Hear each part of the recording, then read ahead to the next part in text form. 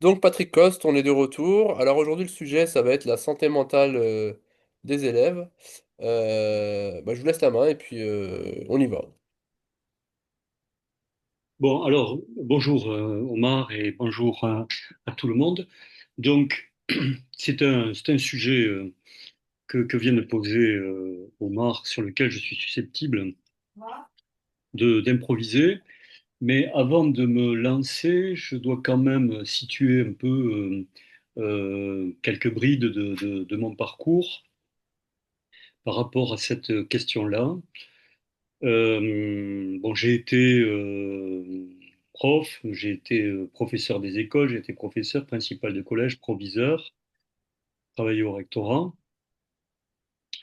Donc, c'est un des versants de mon travail qui va m'être utile pour parler de cette question de la santé mentale. Mais dans les parcours de formateur que j'ai exercé des interventions sur l'orientation, sur la culture, sur la citoyenneté. J'ai été formateur de personnel direction, bon, etc. Mais dans une partie de mon parcours, j'étais référent santé, en particulier sur la question des consommations à risque. J'étais le référent académique sur ce sujet-là. Et j'ai fait des formations avec des médecins sur les questions de la santé. Donc c'est un deuxième aspect qui fait que j'ai quand même un tropisme, une sensibilité par rapport à ces sujets. Et troisièmement, et c'est pas neutre, mais je suis intervenu, soyons clairs, en tant que formateur dans une école de psychanalyse et j'ai collaboré de façon très étroite avec pratiquement un dialogue quotidien avec des psychanalystes pendant 2 années, 2 années et demie. Et donc, par conséquent, j'ai fréquenté, j'ai parcouru un certain nombre de corpus théoriques des théories psychanalytiques, et en particulier Mélanie Klein, euh, Freud et beaucoup Lacan. Alors ça situe quand même, si vous voulez, un peu un itinéraire et un cadre par rapport à cette question de la santé mentale. Alors, au pied levé comme ça, hein, sur cette question de la santé mentale, d'abord, il faut situer ces volumes actuellement du problème, ce qui est en train de se passer. Je ne vais pas avoir précisément les chiffres en tête, bien que je les ai écrits il n'y a pas longtemps, mais on va quand même donner quelques repères. Deuxièmement, il y a une question de la santé mentale, on va dire, qui est de l'ordre de la situation des adolescents dans le monde, dans l'environnement dans lequel ils se situent au sens large. Et puis, il y a des problématiques de santé mentale qui sont liées par rapport à ce qu'ils vivent dans l'école, ce qui s'y passe. Et donc, par conséquent, la réflexion la mieux balancée sera celle qui sera en position de pouvoir faire des ponts entre la situation de l'environnement et puis ce qui se passe à l'école. Et est-ce qu'il y a des contextes scolaires qui viennent aggraver ce problème de la santé mentale, ou au contraire, est-ce que c'est indifférent? Et à la fin des fins, au sein de l'école, est-ce qu'il y a des pratiques, des stratégies qui permettent d'observer ce phénomène de la santé mentale, d'y remédier? Est-ce qu'il y a des réponses? Et voilà à peu près la série, si vous voulez, des parties qui conviendraient de traiter sur la question de la santé mentale. Donc, les volumes, la santé mentale dans un environnement global, la santé mentale dans l'école. euh, Est-ce que maintenant il y a un certain nombre de réponses par rapport à ça, et éventuellement comment un système institutionnel pourrait évoluer de telle manière à ne pas servir de couveuse et d'entretien, voire de susciter des pathologies dans son cadre. Voilà à peu près le déroulé sur lequel on peut présenter cette question. Alors d'abord, et là je vais pas être technique à la décimale près, mais on a chez les adolescents à l'heure actuelle une intention de suicide à peu près de mémoire sur 1 sur 4, et on a un taux d'élèves qui sont sur des problématiques de santé mentale qui se situe entre 20 et 30%, ce qui est une hécatombe, hein, du Alors, point par de vue. adolescent, vous voulez dire collégien, lycéen confondus ou uniquement les collégiens? Oui, collégiens lycéens, hein, parce que si vous voulez, pour répondre techniquement et précisément à cette question, bon, ben, il aurait fallu faire une présentation d'un tableau. Donc, je vous en fais simplement une approche d'ensemble pour juste signaler qu'on est dans un état de gravité par rapport à cette question de la santé mentale. Alors déjà, il faut se dire quand même que pour être très très simple, mais un enfant qui vit une phobie scolaire, qui vit une névrose d'échec, qui est dans des symptômes, je ne parle même pas de symptômes de clivage à tendance psychotique, hein, en restant dans la sphère, si vous voulez, du profond mal-être, hein, reconnu comme étant pathologique, sans être dans des problématiques de la plus grande gravité qui relèveraient de la psychiatrie. Quand des jeunes sont dans cet état-là, pour le dire très simplement, il y a quelque chose de leur ouverture à la relation scolaire qui vient se replier sur la douleur qu'ils sont en train de vivre. On peut établir une sorte d'analogie, mais quand vous avez le corps qui vous fait mal, vous n'êtes pas dans le même rapport athlétique à la course ou voire même à la marche ou à l'exercice que si vous n'avez pas une douleur. Il y a une partie de votre corps d'ailleurs qui vient se replier sur la partie qui fait mal. Euh, c'est dans Spinoza ça, hein, que si vous voulez, c'est une autre métaphore qui vient de Dante d'ailleurs. Quand vous avez de la pluie qui tombe sur vous, vous abritez la moitié de votre corps avec l'autre moitié. Eh bien, d'une certaine façon, quand on a mal, c'est exactement ce genre de pli que l'on développe, y compris avec son corps quand c'est de l'ordre des douleurs physiques, mais également sur le plan psychique. Donc, votre esprit est mobilisé, quoi qu'il en soit, pour essayer de comprendre, d'essayer de trouver des pratiques qui font moins mal, des évitements par rapport à la situation. Et donc, évidemment, quand vous avez des problèmes de santé mentale, vous ne pouvez pas suivre une scolarité, si vous voulez, dans des conditions, entre guillemets, qui sont des conditions normales. Donc, compte tenu des chiffres, il faut bien se dire que du point de vue de la progression scolaire, déjà, c'est un sujet à part entière. Alors, maintenant, si vous voulez qu'on a indiqué un peu les volumes, la gravité, et puis ce qui, de façon très descriptive, est susceptible de se passer dans l'état d'esprit d'un jeune qui est atteint une pathologie psychologique, essayons de comprendre les causes. Et puis si on est dans une époque où ce phénomène est en train de s'accroître. Alors, la ligne que je vais suivre il y a plusieurs hein, qui peuvent expliquer les problèmes de santé mentale. La première, j'aurais envie de dire que c'est une situation de contexte de l'époque qui occasionne une sorte de désorientation de la subjectivité des jeunes, des adolescents, des adultes aussi, mais particulièrement des jeunes et des adolescents qui sont en phase de construction. et qui n'ont pas les outils également pour, avec une maturité, essayer d'avoir passé entre les mailles du filet de ce qui leur occasionne de ce mal-être.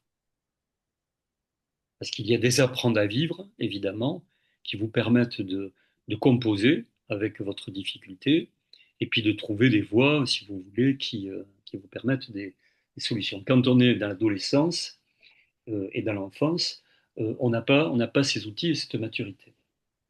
Alors, je parle de désorientation, ça va être ma première ligne qui, je pense, contribue à une évolution de l'augmentation des pathologies de l'enfance et de l'adolescence. De quoi il s'agit? Ben, si on se reporte dans une époque antérieure, si vous voulez les repères euh, identificatoires étaient susceptibles d'être beaucoup plus structurants. Euh, Ce n'est pas que j'en en fasse l'apologie, hein, ce sont des époques. Mais si vous voulez, dans une structure familiale, quand vous avez une répartition des places avec une position paternelle, une position maternelle, qui sont bien définies, si vous voulez, dans les relations, ce sont des conditions quand même de construction, de structuration de l'identité, et qui vous permettent, parce que vous avez une assiette d'identité, quand vous rencontrez des obstacles de vie et des problèmes, d'être mieux armé pour les surmonter. Or là, on se trouve dans une situation, et ça me renvoie aux émissions antérieures, où alors même que dans les familles, le plus souvent, hein, on est dans une intention de faire le mieux possible par rapport à ses enfants, qu'on a mis d'ailleurs beaucoup au centre de la famille, comme étant finalement le, la- la- le membre de la famille qui conditionnait la durée de la famille, dans une période où les désirs courent, si vous voulez, chacun dans sa direction.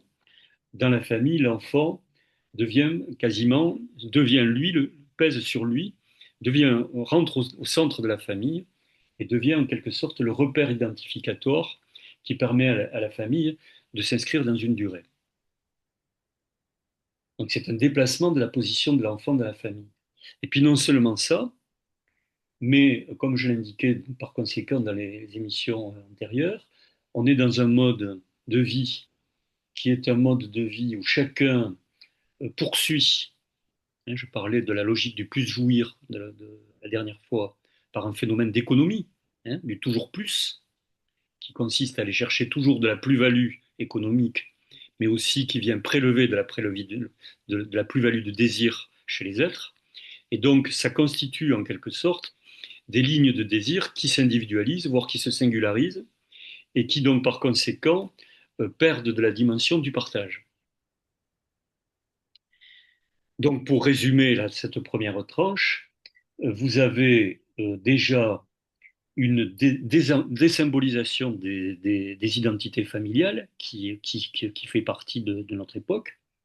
On pourrait parler de la situation des divorces, des familles recomposées, etc., qui complexifie évidemment la question de ces repères identificatoires. Mais à l'arrière-plan de ces décompositions et de ces recompositions, il y a cette dimension de cette infinitisation des rapports de désir de chacun qui court sur sa propre ligne et qui font que l'enfant qui est placé au centre du contexte familial se retrouve finalement dans une position où il manque d'une constellation d'identité autour de lui. Et donc, il est toujours dans une situation de désorientation de sa position subjective, d'où d'ailleurs une époque où la question, y compris des identités sexuelles, sont toujours dans des parcours qui sont susceptibles de balancer entre les genres.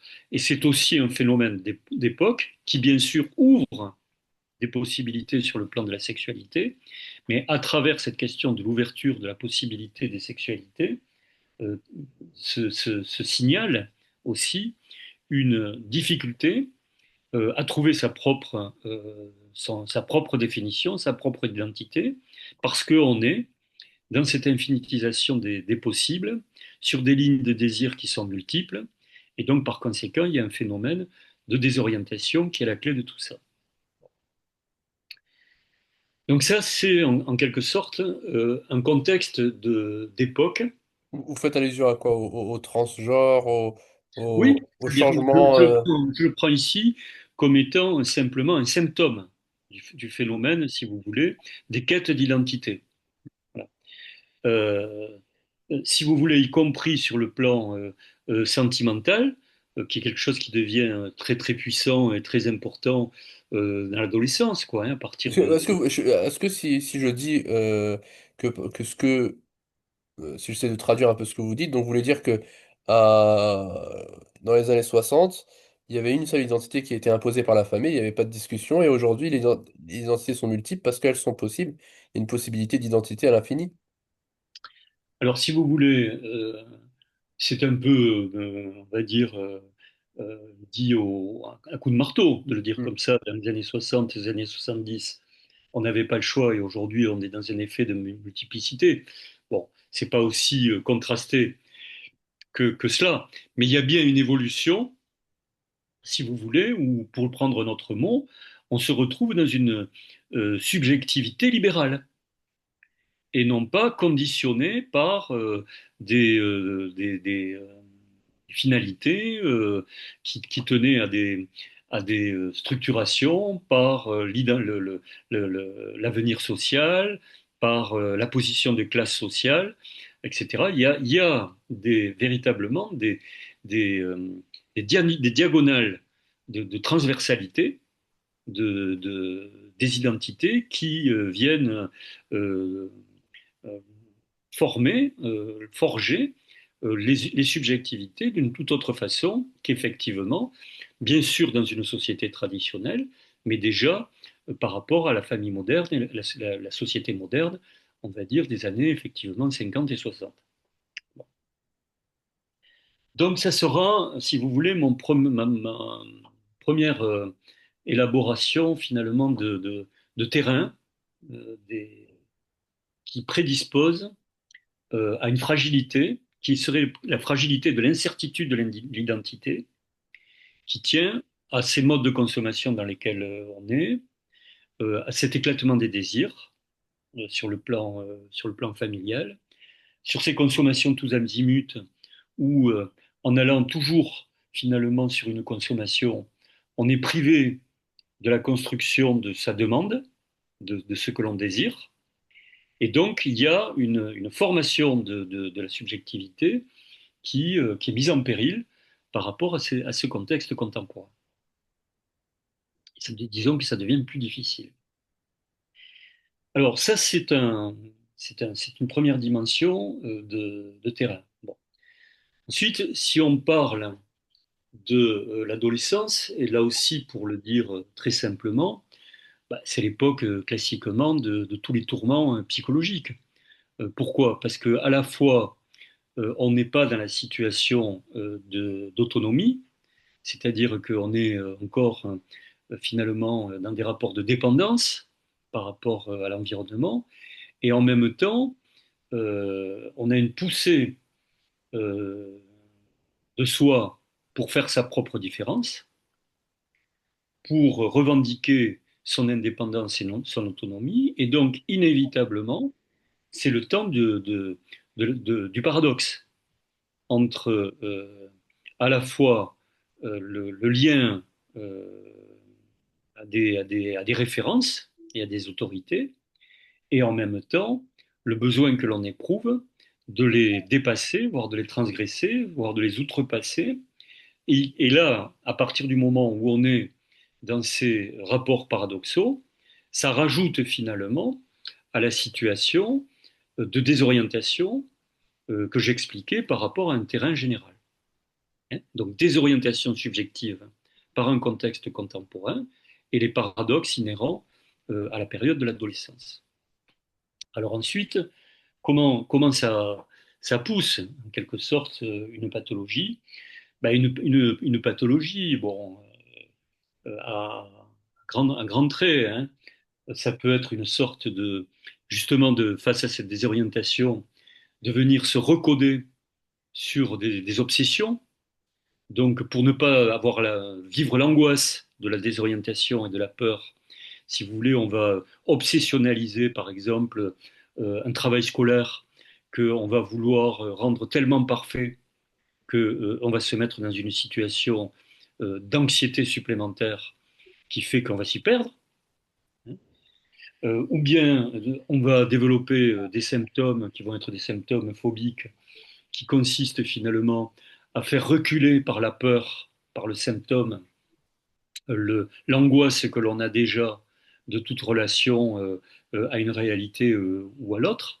C'est-à-dire de plutôt que de mourir devant l'autre, en quelque sorte, pour exprimer une image, donc s'exposer euh, à l'autre, on va former une sorte de peur défensive absolue qui fait qu'on va être complètement pétrifié. Ce sont des formes des formes de pathologie hein, qui sont susceptibles de se développer. Ou alors, encore un autre trait, mais il y en a 50, hein, c'est juste là comme pour dessiner des schémas dans le dialogue, hein, dans l'échange que nous avons. Ou alors vous allez avoir une pathologie où plutôt que d'être dans une repli, vous allez être dans une sorte d'agitation, vous allez toujours chercher ce que vous ne possédez pas, dans une sorte de course perpétuelle. Et à ce moment-là, alors là, c'est ce que on est plutôt sur le versant du mouvement hystérique, qui si vous voulez, poursuit euh, une sorte dans sa demande, un retour sur soi que de toute façon on ne peut jamais avoir et sur lequel on court interminablement. Voilà. Et donc vous pouvez avoir ces formes pathologiques qui font que, quoi qu'il en soit, vous pouvez vous retrouver dans des situations d'impossibilité à vivre qui sont telles que vous versez dans des comportements qui vont être des comportements désespérés, hein, mélancoliques, déprimés et voire suicidaires. Et c'est à peu près le tableau dans lequel, si vous voulez, on peut parler de la santé mentale. Alors maintenant, si vous voulez, la question est de savoir, c'est ce que j'avais annoncé dans mon introduction, est-ce qu'il y a des spécificités qui sont propres à l'école et qui viennent accroître ces problèmes de santé mentale? Et c'est quand même le sujet qui nous occupe, hein, après ce détour que je viens de faire, qui plante le décor en quelque sorte. Qu'est-ce qui se passe à l'école et est-ce qu'il y a des problèmes spécifiques qui viennent accroître ce qui déjà existe sur un terrain qui est un terrain existentiel par rapport aux environnements. Et à ce que même l'école crée des pathologies. Alors, est-ce que l'école crée des pathologies? C'est un sujet très intéressant. Et s'il y a des psychologues qui nous écoutent, voire des gens qui travaillent sur la santé mentale à l'école, je vais peut-être les choquer, mais dont je pense, de par des réflexions que j'ai pu avoir sur ce sujet, qui ne sont pas complètement pensées. Il y a un impensé de la question de ce qui peut occasionner des formes névrotiques dans le cadre scolaire. Et là, je suis sur des questions qui taquinent un petit peu aussi des conceptions de la psychologie et des soignants hein, par rapport à la pathologie mentale des enfants et des adolescents. Parce que si vous voulez, il y a une conception de la santé mentale qui est de l'ordre, j'ai employé un mot un peu savant, mais de l'ordre personnologique. Qu'est-ce que ça veut dire? Ça veut dire que dans votre personne, finalement, vous manifestez un certain nombre de symptômes pathologiques Et donc, d'une certaine façon, au niveau du soin, on va faire en sorte d'avoir un échange, une relation en tant que soignant par rapport au, à l'angle qui serait celui de l'individu concerné, là, qui serait en mauvaise santé, et que l'on aiderait par rapport à une thérapeutique. Donc ça, c'est une vision médicale hein, de soins qui explique le psychisme à partir finalement d'un certain nombre de dispositions psychiques qui sont susceptibles d'être atteintes au cœur de la personne. Mais il y a une autre façon de penser le symptôme et la pathologie euh, dans la dimension, si vous voulez, euh, des compositions, des agencements qui peuvent se faire avec des environnements qui eux-mêmes peuvent comporter des dimensions anxiogènes, pathogènes, etc. Et qui font qu'à ce moment-là, ce sont des processus pathologiques qui se battent, qui se construisent avec des socius, avec des ensembles de sociétés. Et on pourrait même balancer le rapport en se disant que si vous voulez, vous pouvez avoir des situations, des socius tellement pathogènes qu'ils sont susceptibles d'induire des pathologies chez les individus. Alors là, si vous voulez, je peux faire allusion quand même à une école de psychologie qui est plutôt dans cette dimension de comprendre le symptôme dans ses agencements ensemble. C'est ce qui a été développé du côté de la psychologie institutionnelle. Hein. Alors, euh, ici, il y a Torseliès à- dans une clinique en proximité de Toulouse qui a été un initiateur, mais ensuite, il y a eu Laborde avec Guattari, Houry, des gens comme ça, qui ont développé ces conceptions autour de la psychologie institutionnelle. Et pour ma part, je pense qu'effectivement, il y a des symptômes qui sont des symptômes qui sont compris, qui se construisent dans des agencements avec des ensembles et avec des socius. Et on peut être même dans des modes de pouvoir, dans des formations de pouvoir, qui sont susceptibles d'être des préalables, des terrains tout à fait favorables à des formations pathologiques. Euh, D'autres l'ont pensé, hein, je pense Reich dans le rapport de frustration d'interdit et du fascisme, enfin bon. Certains théoriciens dans l'histoire de la psychologie ont évidemment développé ce genre de notions. Alors, dans l'école, je fais l'hypothèse qu'effectivement, il y a des dimensions insuffisamment étudiées qui sont susceptibles d'occasionner des formes pathologiques. Alors, on va commencer par des questions un peu concrètes, nous mettre sur la voie, sur le terrain. Réforme du lycée, 2022. Ministre Blanquer. Il y a une commande du président de la République, un peu le cheminement, hein, en amont de cette réforme, qui consiste à poser le problème qu'il y a des échecs lourds au niveau de bac plus 1, bac plus 2, bac plus 3. Donc il faut, au niveau du lycée, trouver des préparations de ce qui va se passer à l'université pour réduire et limiter tous les échecs qu'il peut y avoir à l'université. Alors, Patrick, on peut faire une petite pause, une courte pause et reprendre? Oui, oui, bien sûr. Parti. Voilà, donc j'étais en train de réforme du lycée et la question de la santé mentale.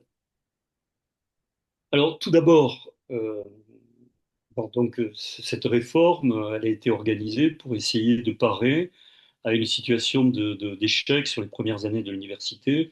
Et donc, pour ceux qui s'intéressent au système éducatif, c'est à ce moment-là qu'on a détricoté ce qu'on appelait les filières littéraires, économiques et puis scientifiques pour créer les spécialités et qui sont trois en classe de première et qui deviennent deux en classe de terminale, spécialités qui sont choisies par les élèves et qui peuvent combiner des sciences avec l'art, de l'histoire-géographie avec de l'économie, enfin, etc. Donc ils ont des possibilités de combinaison et donc on suppose que parce qu'ils sont plus spécialisés finalement dans les enseignements qu'ils ont choisis, avec en plus le facteur du choix qui devrait normalement apporter une motivation parce que c'est un projet qui leur appartient dans la dimension du choix. On suppose ensuite, si vous voulez, que ces approfondissements et cette motivation par le choix seraient susceptibles de lisser les problèmes qu'il y avait au niveau de L1, L2 et L3. Or, ce qui s'est passé avec cette réforme, c'est que ces spécialités, qui représentent un volume très important de l'évaluation, un chiffre que j'ai plus en tête d'ailleurs, mais qui doit être de l'ordre à côté du socle commun. Hein. Vous avez le français, la philo, euh, l'éducation physique et les langues, qui sont le socle commun. Vous avez les spécialités, et donc c'est une proportion très importante de la préparation du baccalauréat en termes d'évaluation et de résultats. Donc là, on a mis en place, dans le cadre de ces spécialités, un contrôle continu. Et ce qui fait qu'à ce moment-là, les élèves se retrouvent finalement dans une situation, on pourrait presque dire, de baccalauréat chronique. Dès la classe de première, où ils préparent leur dossier de Parcoursup, et en terminale, par le contrôle continu, tous les jours, c'est le bac. D'accord.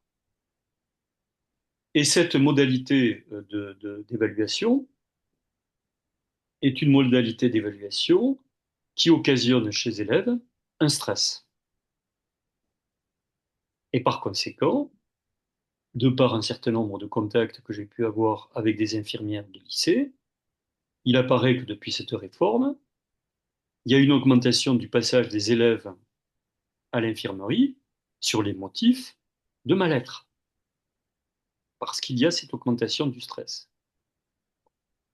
Alors c'était un problème qui existait déjà dans le baccalauréat antérieur, hein, qui était déjà stressant, parce que si vous voulez, on donnait les évaluations tout en paquet à un certain moment du trimestre, et donc il y avait une sorte de pression sur les évaluations qui était occasionnée.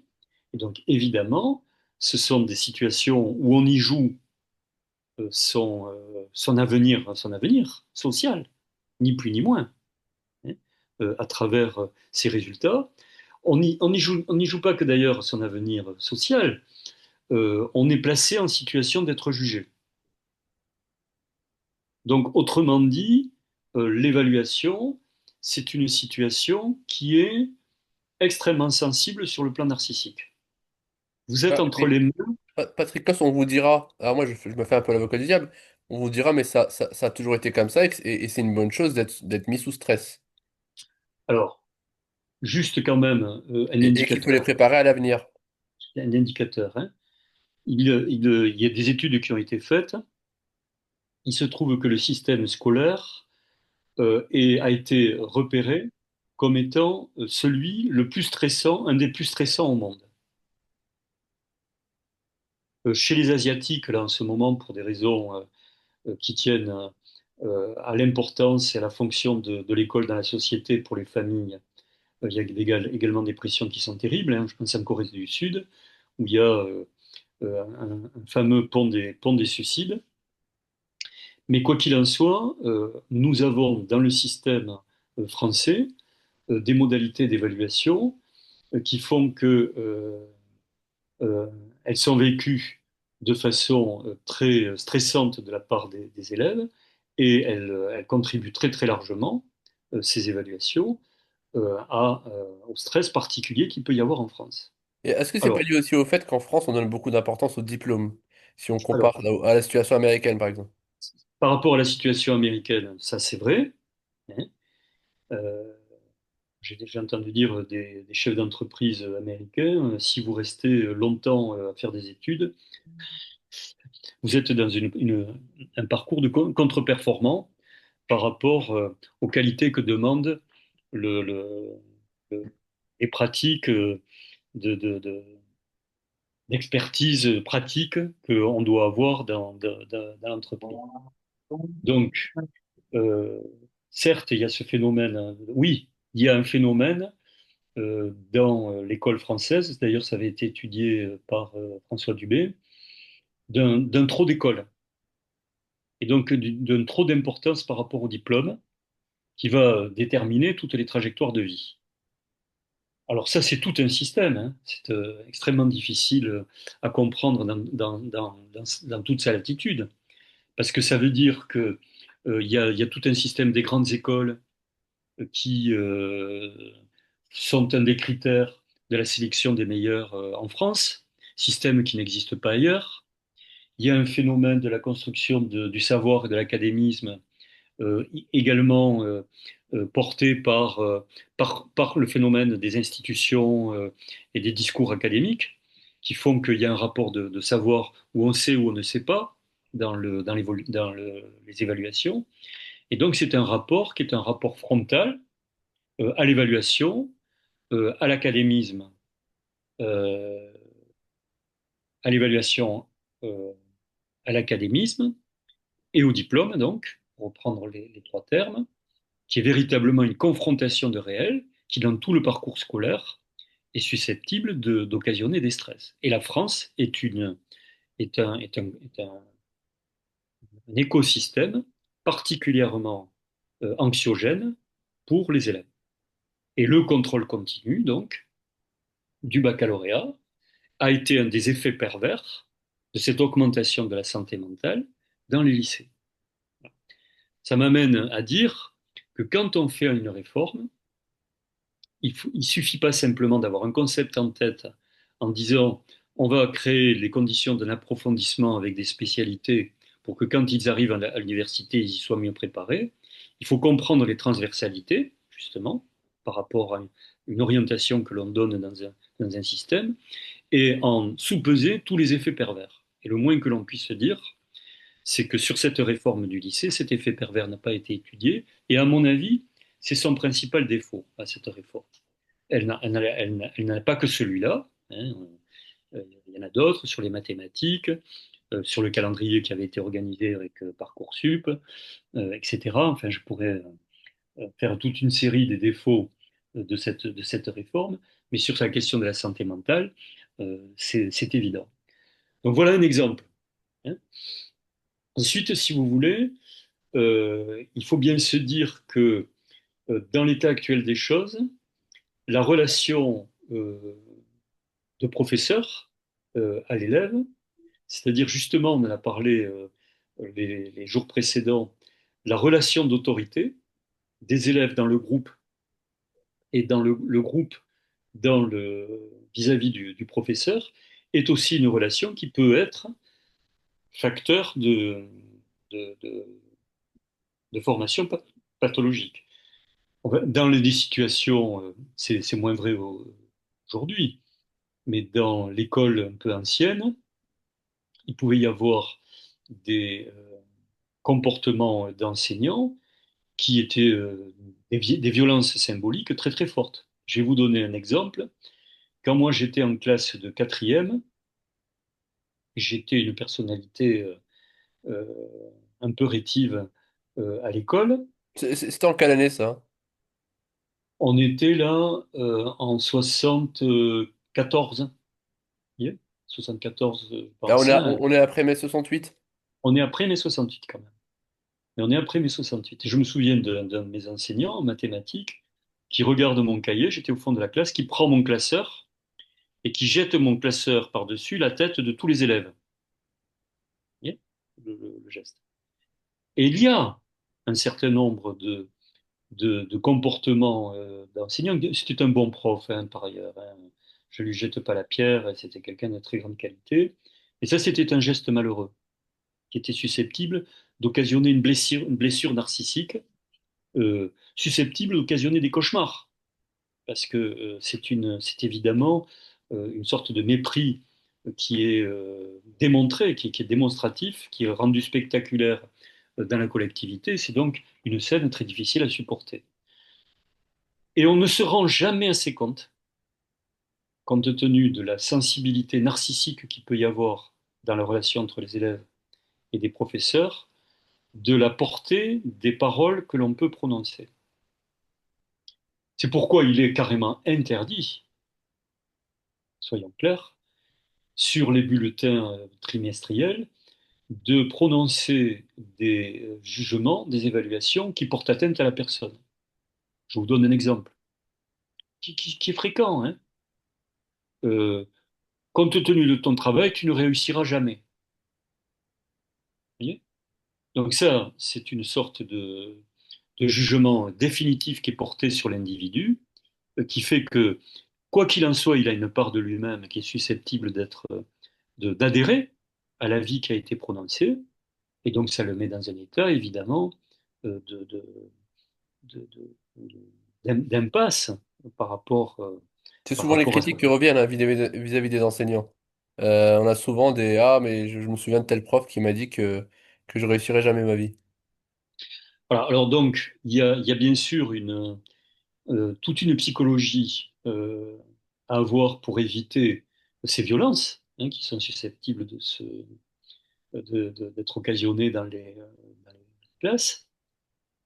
Donc ça fait partie, évidemment, de dimensions euh, dans la relation à autrui sur lequel il faut avoir un certain nombre de compétences. Et il ne s'agit pas de se transformer en thérapeute, hein, mais compte tenu de ce que j'ai indiqué dans l'émission précédente et aujourd'hui sur les désorientations subjectives, les complexités psychologiques auxquelles on a affaire aujourd'hui sont très variées. Et donc, par conséquent, si on n'a pas quelques clés de lecture, quelques clés de perception de la psychologie des enfants, on est susceptible véritablement de faire des faux pas considérables par rapport à la manière dont on intervient sur les élèves. Moi, je me souviens, hein, euh, jeune professeur de philosophie, je me souviens par une sorte d'immaturité dans la relation avec les élèves, à certains moments, avoir formulé un certain nombre de choses sur des élèves pour lesquels je culpabilise 40 et quelques années après, encore, de ce que j'ai pu dire. Vous voyez. Mais ça signifie que si je culpabilise 40 et quelques années après, c'est que j'ai une disposition en termes d'attention à porter à ces questions-là qui fait que je me rends compte des effets qui peuvent être occasionnés à certains moments. Bon. Donc il y a bien quelque chose qui est susceptible de se passer dans la relation parce que l'autorité mal employée est toujours un rapport de force et un rapport de domination qui est susceptible d'occasionner des violences. Et quand on est dans un système où les évaluations ont une charge symbolique extrêmement forte, ça ne fait que renforcer les possibilités de ces violences symboliques. Et quand le rapport au savoir et au diplôme, comme on vient de l'indiquer, cette sorte de trop d'école, hein, cette sorte de surenchère qui est accordée à la réussite par l'école, eh bien vous avez là un noyau finalement sociétale, de société pour les enfants et les adolescents, qui contribue très largement à des effets de problèmes de santé mentale. Alors donc, euh, maintenant qu'on a un petit peu, si vous voulez, euh, donné le température hein, de ce qui peut se passer dans l'école en termes de santé mentale, que déjà on a expliqué quelles étaient les quelques précautions à prendre pour éviter cela. Je crois que ce qui était important aussi au niveau des enseignants, c'est de savoir être des observateurs vigilants sur la question de la santé mentale. Là encore, il ne s'agit pas de les convertir en thérapeutes, mais il y a quand même des signaux de la détresse mentale, de la pathologie, qui sont susceptibles d'être aperçus dans dans un groupe classe. Et je crois que quand on les voit et quand on sait les voir, il ne faut pas les négliger. Il faut déjà ne pas rester seul avec la perception que l'on en a, c'est-à-dire en parler aux collègues.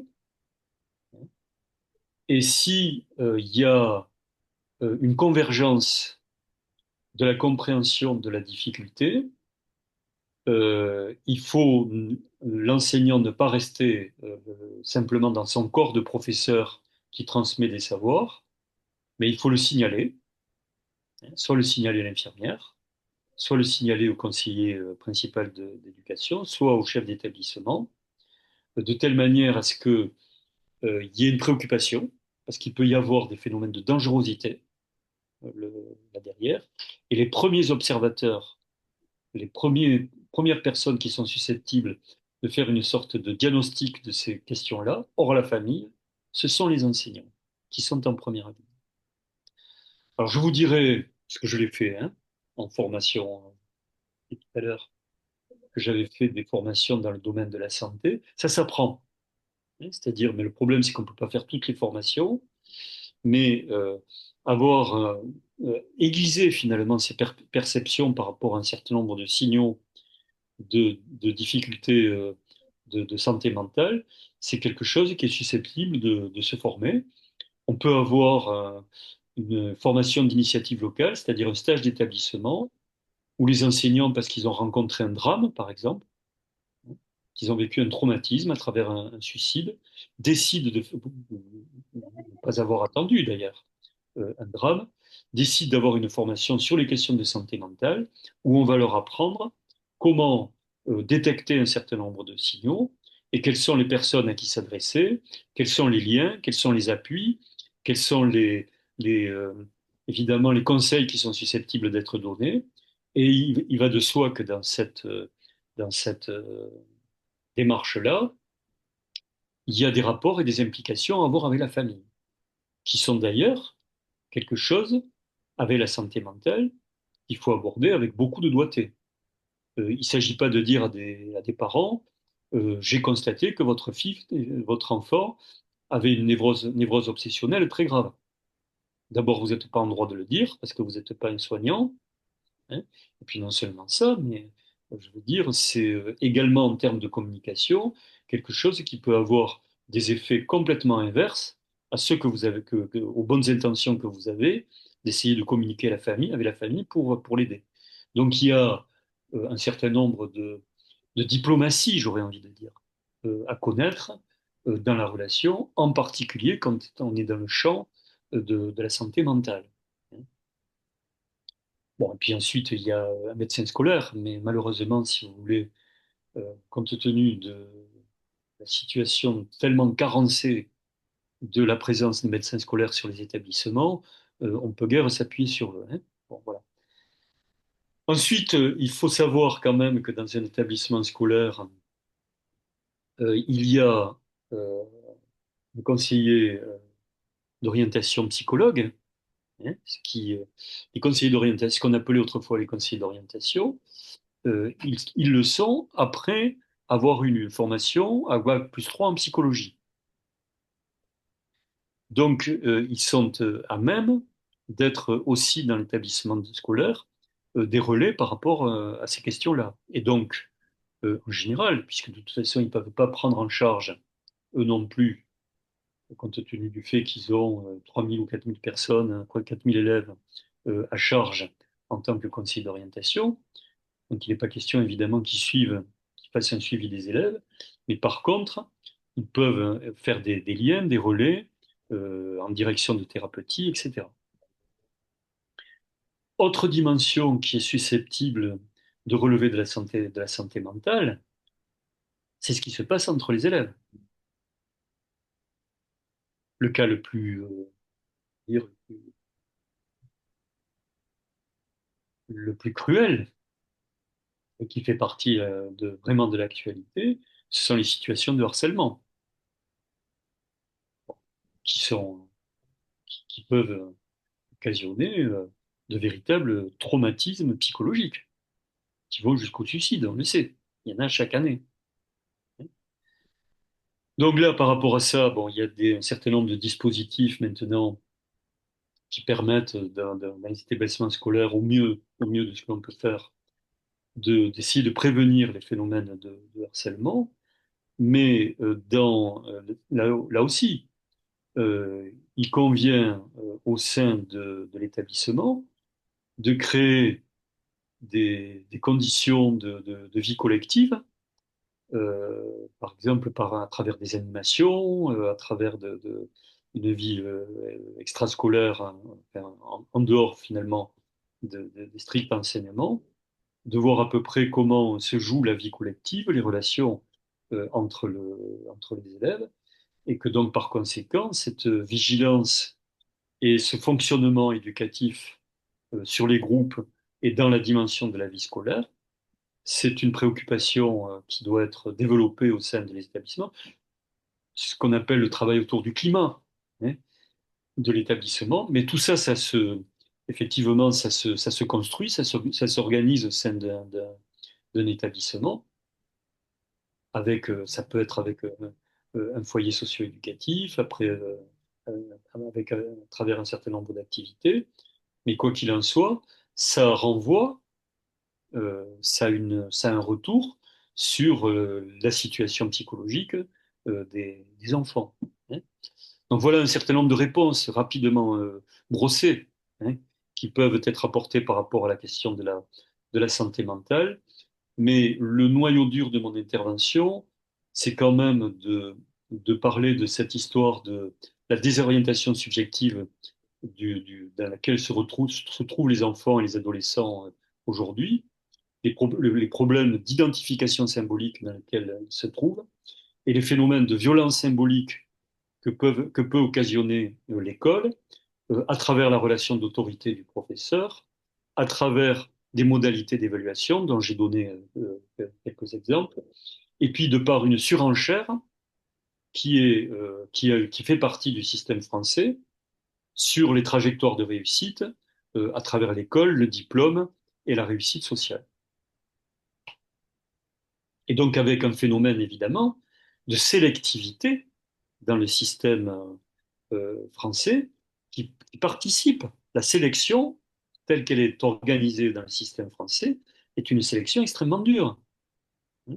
Euh, je vous donne un exemple là aussi tiens, qui me vient à l'esprit là, qui est un autre exemple, qui est l'orientation en fin de troisième. C'est la pratique professionnelle la, la, la plus, la plus cruelle que j'ai dû assumer dans mes responsabilités. Je, je, je, je, je pèse mes mots sur cette cruauté. De quoi il s'agit? Ben, vous avez quelle que soit la façon dont on les a préparés, mais vous avez dans le collège des élèves qui n'ont absolument pas été préparés au référentiel des lycées professionnels ou de l'enseignement technique, mais qui sont en situation d'échec au collège, qui est conçu comme étant l'antichambre, le moment préparatoire du lycée général en particulier, des filières générales. Et donc, il y a un certain nombre de jeunes qui n'y trouvent absolument pas leur place dans cet enseignement, avec les référentiels de programmes qui sont proposés, qui sont donc dans des situations d'échec grave, qui peuvent commencer dès la sixième jusqu'à la troisième. Je pourrais parler d'ailleurs de cette question de l'échec et de la santé mentale. Et en fin de troisième, si vous voulez, on fait une orientation, on décide pour eux très largement, même si on a préparé leur orientation, parce qu'ils sont en échec, qu'ils vont intégrer un lycée professionnel.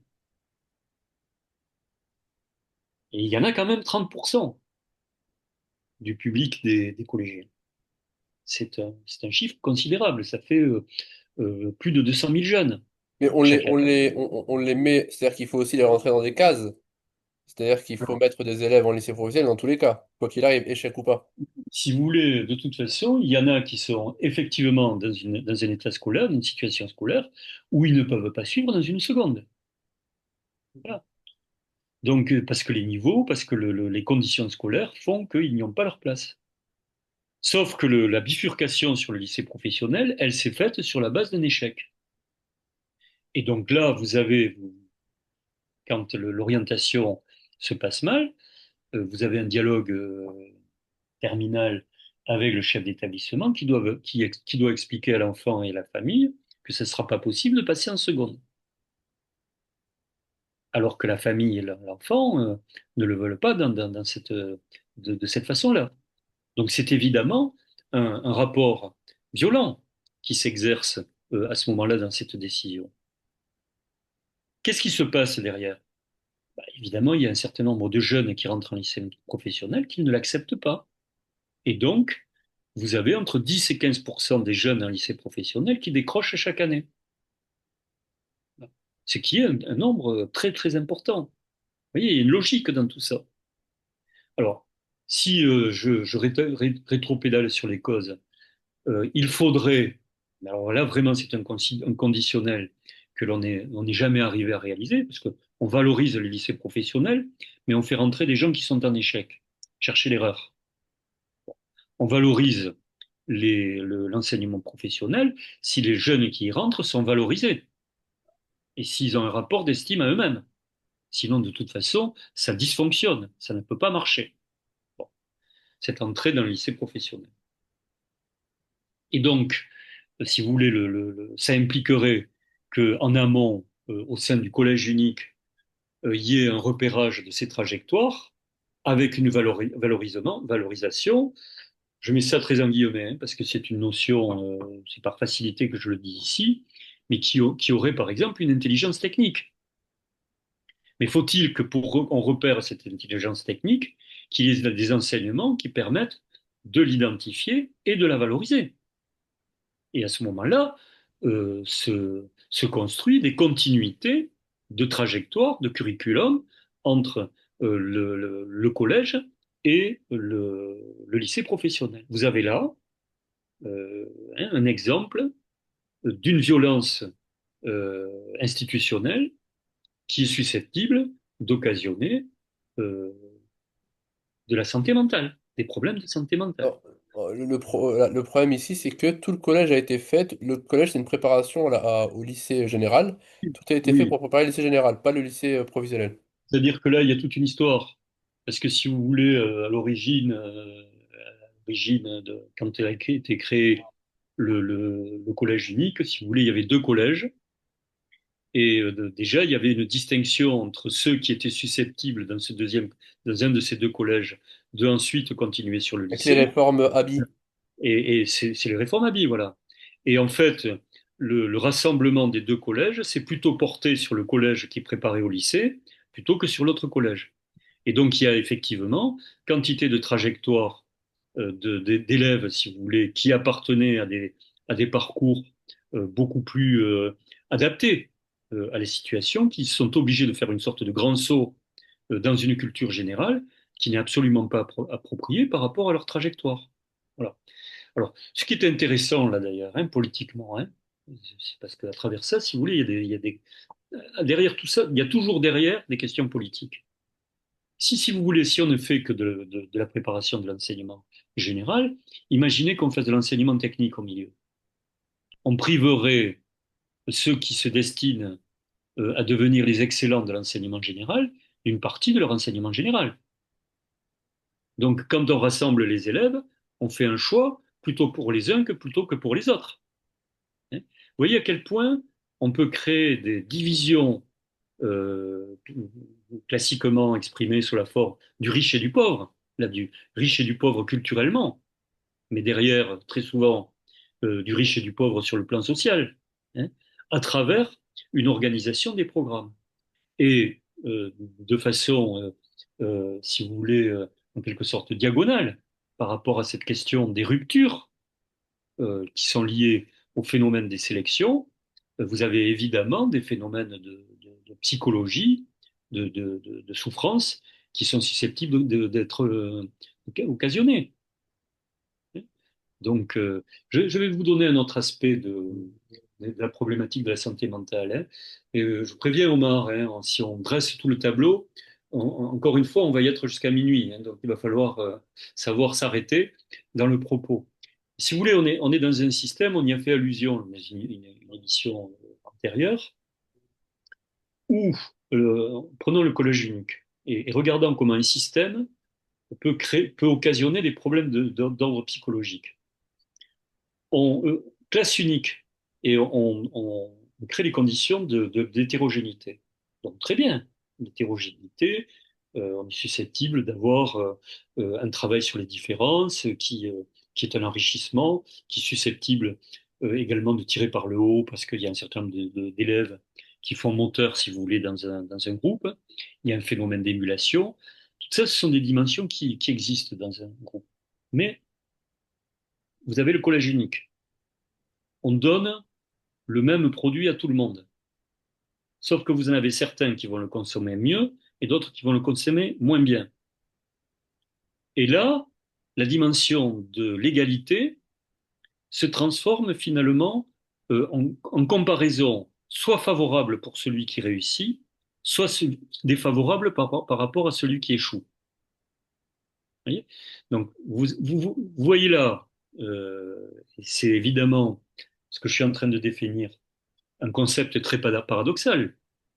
Parce que l'égalité doit en principe permettre à tous, même ceux qui partent de plus loin, à réussir mieux, puisqu'ils ont la même offre en termes d'enseignement.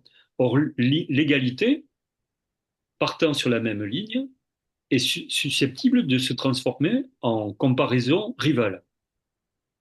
Il y a un concept classique de René Girard de la rivalité mimétique. L'égalité des chances, le collège unique, la comparaison des égaux, c'est le meilleur moyen de générer une rivalité mimétique. Et à la rivalité mimétique fait qu'à l'arrivée, il y a des gagnants et des perdants. Et les perdants, ils doivent l'avaler. Ils doivent considérer, puisqu'on leur avait donné la même chose, que s'ils n'y sont pas arrivés, quelque part, c'est leur faute. Mais vous savez que ce discours-là, il fonctionne très bien. C'est-à-dire que c'est comme ça qu'il est vécu. C'est-à-dire que souvent, même les perdants considèrent que bah, s'ils n'ont pas réussi à l'école, c'est qu'ils n'ont pas assez travaillé. Alors, ce qui m'importe, parce que nous sommes là sur effectivement, hein, euh, ce qui m'importe là, c'est de faire le lien avec la santé mentale, hein, puisque c'est notre sujet d'aujourd'hui. Et si vous êtes dans une rivalité mimétique avec des gagnants et des perdants, ben vous avez tout un dispositif de la destruction de l'estime. Vous voyez. Et quand vous avez une destruction de l'estime, une destruction des formations psychiques narcissiques, inévitablement vous coulez. Alors, l'échec, et l'échec en France, et la sélection et l'échec en France, c'est quelque chose d'énorme dans le fonctionnement de l'école. Le, le- L'échec est évidemment un engrais des problèmes de santé mentale. Donc quand vous avez un système qui est organisé avec des coupures en termes de sélection des autorités, de l'autorité frontale, jugeante par rapport aux personnes, etc., vous enfoncez évidemment la tête sous l'eau de l'élève qui est susceptible de développer des problèmes de santé mentale. Voilà. Donc, je vous ai donné l'exemple de l'orientation du lycée professionnel.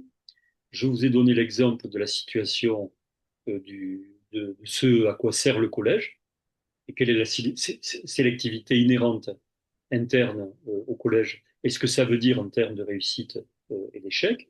Je vous ai donné les effets du contrôle continu au lycée qui développe une situation de bac chronique qui augmente le stress. Donc nous avons une école qui est facteur de stress augmenté par rapport à d'autres systèmes qui procèdent autrement. Il y a des systèmes pires hein, en termes de pression et de santé mentale. Hein. La Corée du Sud, par exemple, à l'heure actuelle, c'est une situation littéralement catastrophique. Hein. C'est pas le sujet d'aujourd'hui. Hein. Donc il y a pire, hein, mais il y a beaucoup mieux. Hein. De toute façon, au niveau de l'évaluation, plus vous vous rapprochez d'une évaluation constructive, en quelque sorte, ce qu'on appelle l'évaluation formative, où l'élève se situe par rapport, si vous voulez, non pas euh, au couperet du vrai et du faux sur le plan académique, mais qu'il comprend qu'il est dans un processus et qu'il trouve sa place dans un processus, moins les dimensions de sélection et d'évaluation font du mal. Plus vous augmentez la situation des grands écarts par rapport à ce processus, par l'évaluation, si l'élève devient étranger à son évaluation, ça devient un élève malade. Vous comprenez? Donc, inévitablement, il va de soi que les questions d'organisation de la sélection et de l'évaluation, et de la position du maître, et du rapport au savoir du maître, ont des incidences considérables sur la question de la santé mentale. Très bien. Eh bien, écoutez, Patrick Coste, si vous... Alors, je pense qu'on va s'arrêter là parce qu'on a un peu... on a fait le tour. D'accord. On est un peu sur la fin. Donc, c'était... C'est la fin FAIM, parce que je vais me mettre à table là, hein. C'est l'heure. Hein. Exactement, c'est ça. C'est la fin FIM. Il y a des fins. On en a encore quelques-unes à, D'accord, d'accord. à dérouler.